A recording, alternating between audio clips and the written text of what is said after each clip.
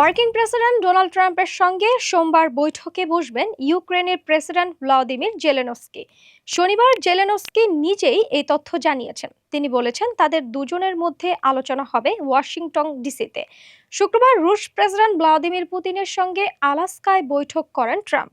এরপরেই তিনি জেলেনস্কির সঙ্গে ফোনে দীর্ঘক্ষণ কথা বলেন। জেলেনস্কি জানিয়েছেন ট্রাম্পের সঙ্গে তার দীর্ঘ ও গুরুত্বপূর্ণ আলাপ হয়েছে। এরপরেই ওয়াশিংটনে তাদের বৈঠকের সময় নির্ধারিত হবে।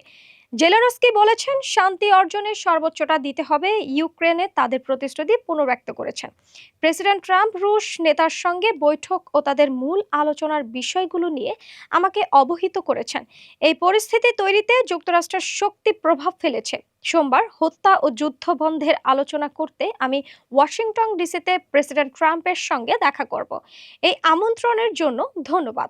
পুতিনের সঙ্গে বৈঠকের পর ট্রাম্প প্রস্তাব দিয়েছিলেন যে পুতিন ও জেলেনস্কি চাইলেই বৈঠক করতে পারেন এবং তাকে যদি এতে রাখা হয় তবে তিনি উপস্থিত থাকবেন। জেলেনস্কি ট্রাম্পের এই প্রস্তাবকে সমর্থন জানিয়েছেন।